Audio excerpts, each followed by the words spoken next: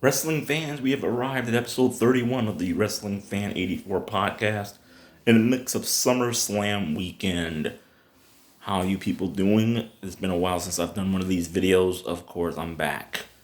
I will be doing two videos this week, today and Friday. Friday will be our big review and preview show where I will give you the results from Raw, NXT tonight, and SmackDown, and give you my predictions for both TakeOver and SummerSlam this weekend. Tonight, NXT did what it usually does, shocked us. Not really shocked, more like disgusted us at the end with Velveteen Dream advancing into the tournament. We all know, you've all heard about the allegations against Velveteen Dream, and basically fans are still disgusted at the fact that he's still employed.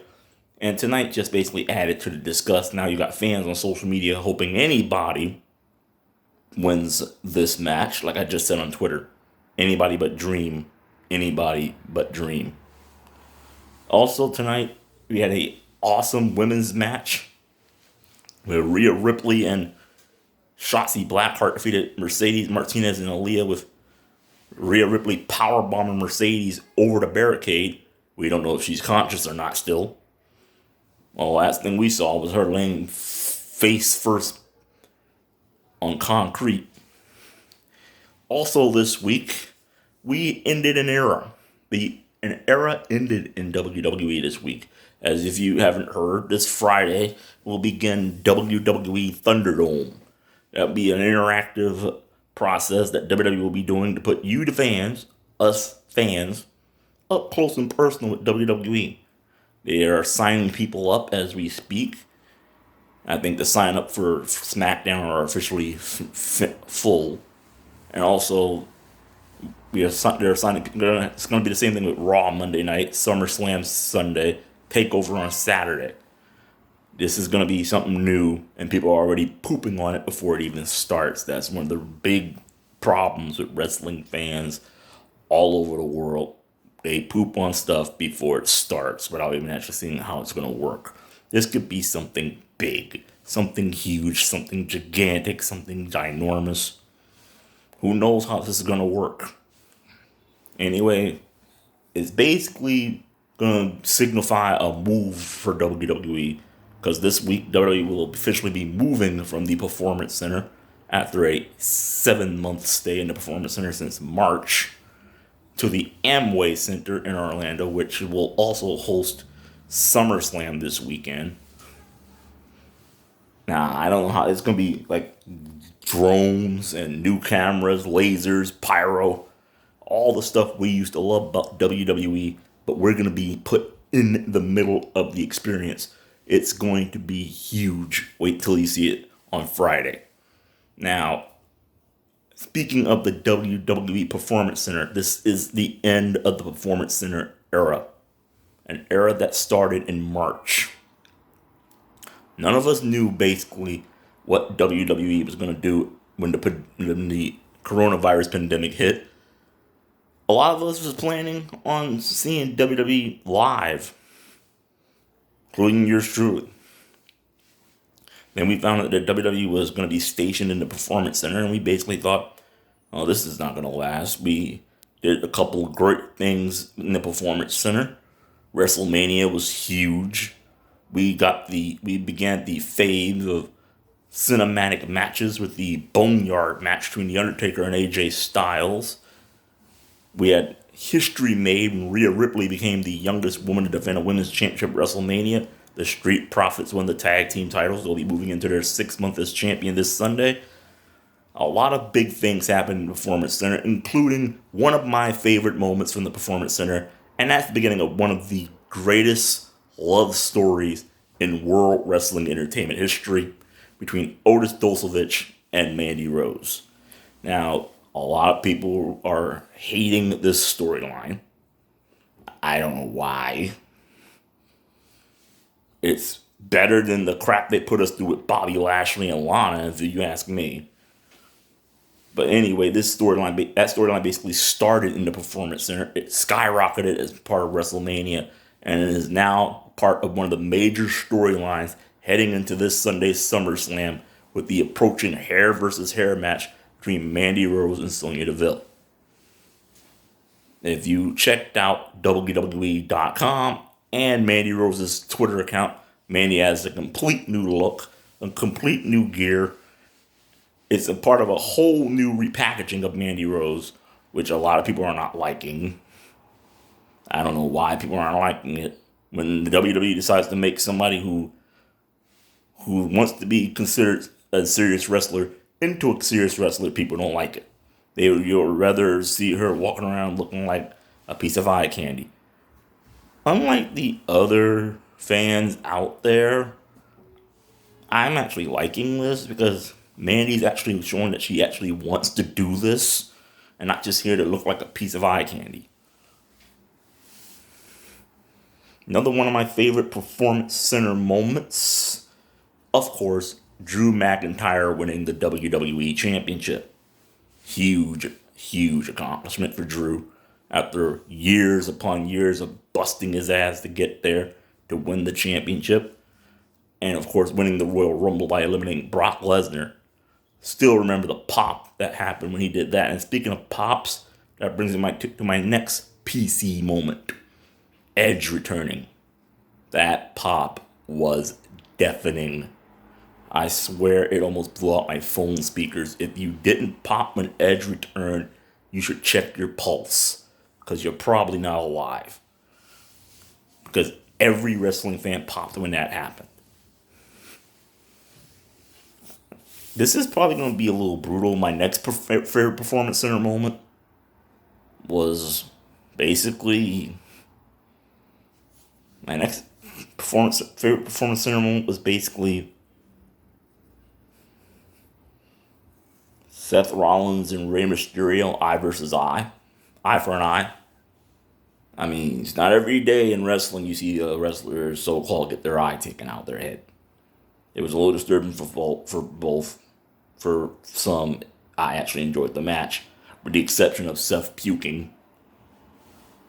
Another big moment I enjoyed in the Performance Center era was the moment that basically I think should have been kept in the wraps. Now, if you've been on social media, especially Twitter and Instagram and Facebook, you've had stains. This is what the wrestling fans call fans who take being a fan a little too overboard. Basically attacking Becky Lynch's personal life. This all stemmed from May when Becky Lynch announced that she was pregnant. Now, if you ask me, I think Becky should have kept this under wraps. I don't think she should have said it out loud or said it at all. She just should have just basically kept it under wraps. But here's my argument about that whole thing. We've had this before in WWE over the years. How many women in WWE has announced pregnancies on live television basically didn't get nothing?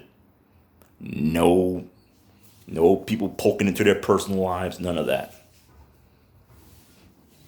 But Becky Lynch, you have a bunch of creeps walking around basically poking into her life, want to know every aspect, want to know about the baby and everything. Mine, yours.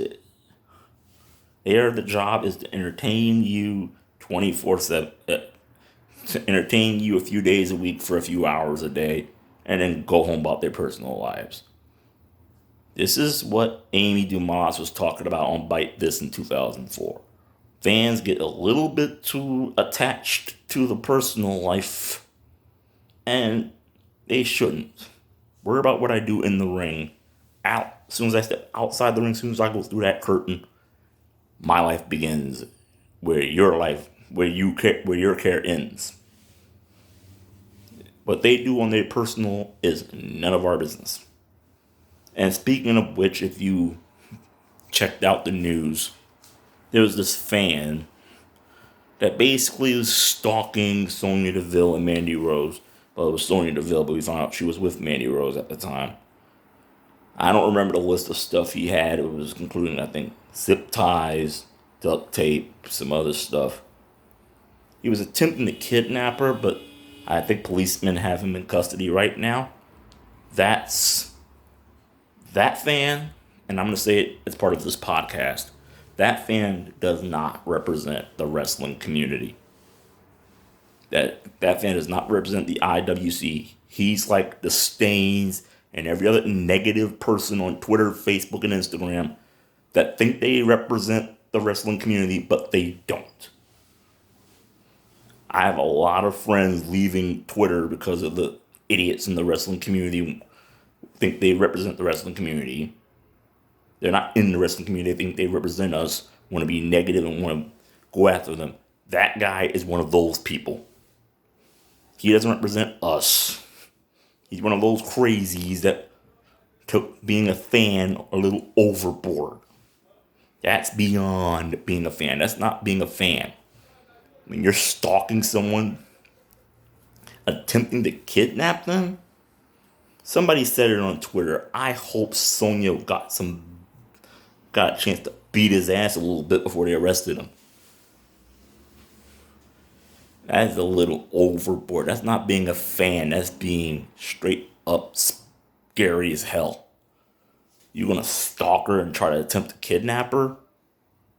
This is why wrestlers don't want to meet us. Now, okay. I don't know the exact schedule. I can look it up on my phone. I'll tell you it on Friday. But WWE has announced the virtual meet and greet schedule. I think it kicks off with Keith Lee on Saturday. My gripe, and the gripe of a lot of other people, is the price for this virtual meet and greet. Now, the virtual meet and greet is basically going to be a 2-minute call from the superstar that's doing a meet and greet. 2 minutes. 2 minutes, 120 seconds. And for 120 seconds, they are charging us good people $125. $125 for a 2-minute phone conversation. I love wrestling, but I ain't paying $125 to talk to a wrestler. I met Melina last October, and I only paid $50.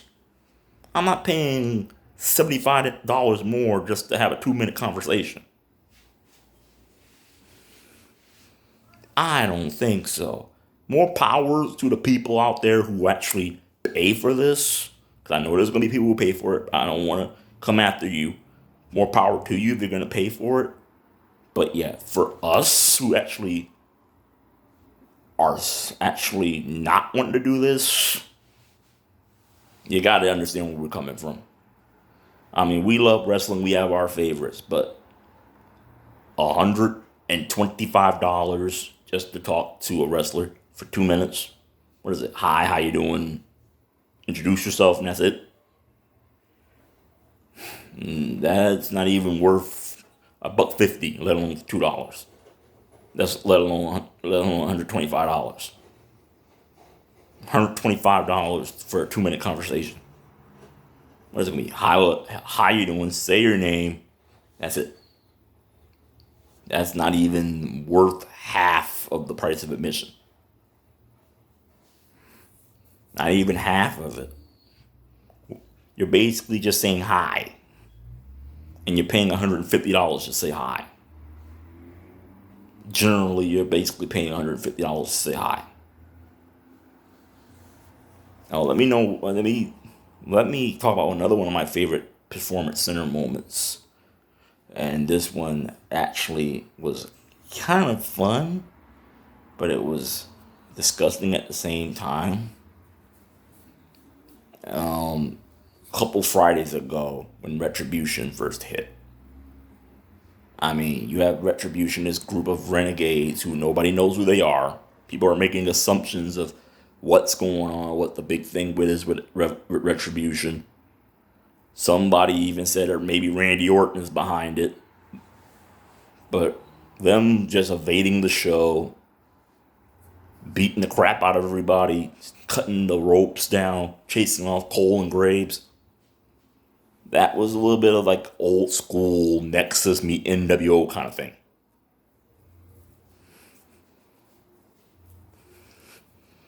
But here's my hope for upcoming. Hopefully between this Friday at Thunderdome and Monday Night Raw, we get a gang of WWE superstars together and find out who these jokers are.